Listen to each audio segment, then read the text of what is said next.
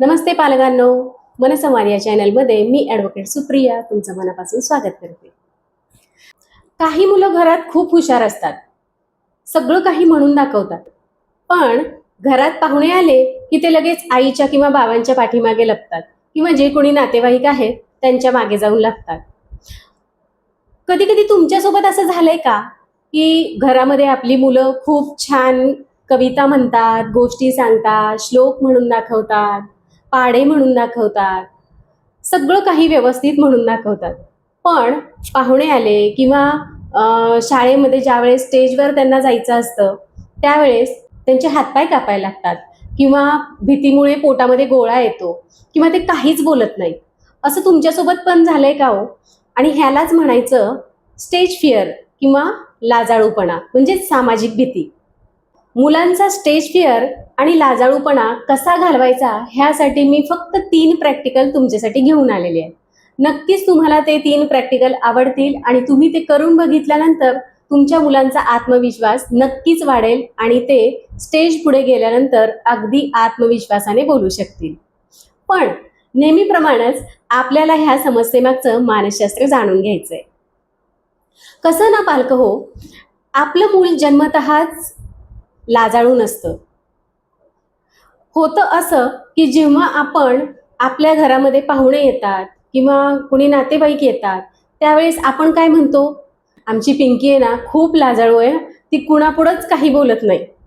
असं ज्यावेळेस आपण बोलून दाखवतो त्यावेळेस होतं काय, मुलांच्या डोक्यामध्ये तेच बिंबतं की मी कुणापुढंही काही बोललो की आपण चुकतो.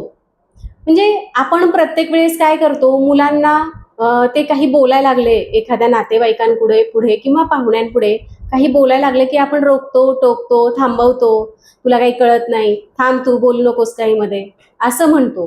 त्याच्यामुळं मुलांच्या मनामध्ये एक भीती निर्माण होते आणि त्यांना असं वाटतं की आपण कुठे काही बोललो की आपण चुकणारच आहोत आणि आपल्याला लोक हसतील. ह्यासाठी मुलं तिथं बोलायला टाळतात आणि तेव्हापासूनच ती सवय मुलांना लागत जाते आणि त्यांचा आत्मविश्वास ह्या बाबतीत कमी कमी होत जातो. अगदी अनोळखी लोकही असू देत त्यांच्या पुढं मुलं बोलत नाहीत आणि लाजतात. त्यामुळं आपणच आपल्या मुलांना ह्या पद्धतीनं त्यांचा लाजाळूपणा वाढवलेला आहे आणि तो लाजाळूपणा आपण वाढवलेला आहे, तर त्यांचा लाजाळूपणा हा कायमचा बंद करायची जबाबदारी सुद्धा आपलीच आहे आणि ही जबाबदारी तुम्ही अगदी व्यवस्थित आणि प्रेमाने सांभाळायची आहे आणि मुलांचा आपला आत्मविश्वास वाढवायचा आहे. त्यासाठी मी तुम्हाला फक्त 3 प्रॅक्टिकल उपाय सांगणार आहेत. ते नक्की तुम्ही करून बघा, तुमच्या मुलांमध्ये नक्कीच आत्मविश्वास वाढीस लागेल. चला मग बघूयात ते प्रॅक्टिकल उपाय कोणते. पहिला प्रॅक्टिकल उपाय, घरच्या घरी स्टेज तयार करा. आपल्या घरामध्ये दिवाणखाण्यात किंवा सोफ्यावर किंवा खुर्चीवर किंवा चटईवर कुठेही मुलाला आपल्या उभं करा आणि आपल्या घरातले आई, बाबा, आजी, आजोबा जे कोणी नातेवाईक आहेत ते सगळ्यांना समोर बसवा. आपल्या मुलांना कविता किंवा एखादी गोष्ट छान सांगायला सांगा. मुलाची आपल्या गोष्ट सांगून झाली की छान सगळ्यांनी टाळ्या वाजवा आणि कौतुकाची थाप द्या, त्याचं कौतुक करा, जेणे की मुलांचा आत्मविश्वास वाढेल आणि जेव्हा कधी मुलांना स्टेजवर जाण्याची वेळ येईल त्यावेळेस ते आत्मविश्वासाने पुढे जातील. त्यामुळं आपल्या घरातूनच स्टेजवर जायचं किंवा स्टेजवरून बोलायचं कसं हे आपण मुलांना शिकवलं की मुलं मोठ्या मोठ्या स्टेजवर जायला घाबरत नाहीत आणि आत्मविश्वासाने पुढे जातात. आता प्रॅक्टिकल उपाय 2, लहान लहान निर्णय ते मुलांवर सोपवा. आता तुम्ही म्हणाल, लहान निर्णय आणि स्टेज डेअरिंग ह्याचा काय संबंध? अगदीच आहे. मुलांना कसं असतं, अनोळखी लोकांशी बोलायला किंवा अनोळखी लोकांमध्ये मिसळायला भीती वाटते किंवा ते लाजतात, त्यांच्याशी ती बोलत नाहीत.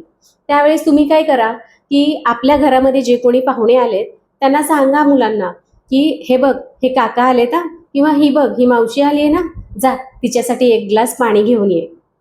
किंवा आपण एखाद्या ज्यावेळेस दुकानात जातो त्यावेळेस मुलांच्या हातामध्ये पैसे द्या आणि त्यांना एखादी वस्तू खरेदी करायला सांगा. त्यामुळं काय होईल, मुलं त्या दुकानदाराशी बोलतील, ती वस्तू मागतील, त्यांच्यामध्ये संवाद होईल. ज्यावेळेस मुलं अनोळखी व्यक्तीशी संवाद स्वतःहून साधतील त्यावेळेस ते आत्मविश्वासाने बोलतील आणि त्यांचा आत्मविश्वास वाढीस लागेल, जेणे की कधी पण आपण एखाद्या स्टेजवर जाण्याची वेळ येते त्यावेळेस सगळेच लोक आपल्या ओळखीचे नसतात आणि तेव्हा लोकांसमोर सुद्धा स्टेजवर बोलायला लागतील, त्यावेळेस त्यांचा आत्मविश्वास वाढलेला असेल. ह्या प्रॅक्टिकल उपायामुळं नक्कीच आपली मुलं त्या अनोळखी लोकांपुढेही आत्मविश्वासानं बोलू शकतील. नक्की हा उपाय करून बघा.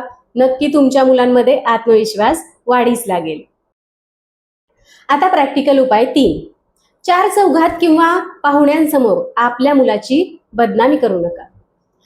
आपल्या घरामध्ये पाहुणे आले की आपण काय बोलतो की हा आमचा बाळू खूप लाजतो, तो कुणापुढंच काही बोलून दाखवत नाही, तो खूप बोलायला लाजतो, खूप लाजाळू आहे.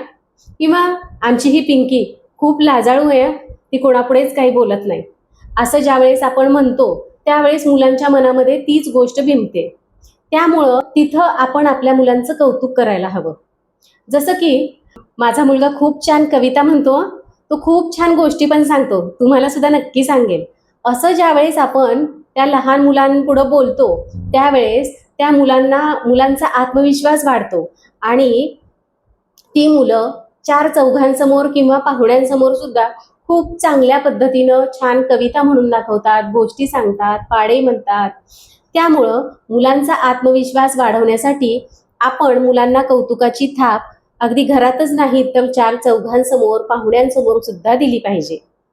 नक्कीच हे 3 प्रॅक्टिकल उपाय करून बघा. मुलांमध्ये आत्मविश्वास वाढीस लागेल आणि ते स्टेजवर जायला अजिबात घाबरणार नाही. शेवटी कसं आहे ना पालकांनो, मुलांना चुकण्याचं स्वातंत्र्य द्या. ज्यावेळेस मुलांना हे लक्षात येईल आपण चुकलो तरी पण आपले आई बाबा आपल्याला ओरडणार नाहीत किंवा शिक्षा करणार नाहीत, ही गोष्ट ज्यावेळेस मुलांच्या लक्षात येते त्यावेळेस त्यांचा आत्मविश्वास 10 पटीने वाढतो. नक्कीच तुमच्या मुलांचा आत्मविश्वास वाढेल आणि एक दिवस ते स्टेज गाजवतील. तुमचं मुलही चार चौघात बोलायला लाजतं का? खाली कमेंट करून नक्की मला सांगा. तुम्हाला हा व्हिडिओ आवडला असेल तर लाईक करा.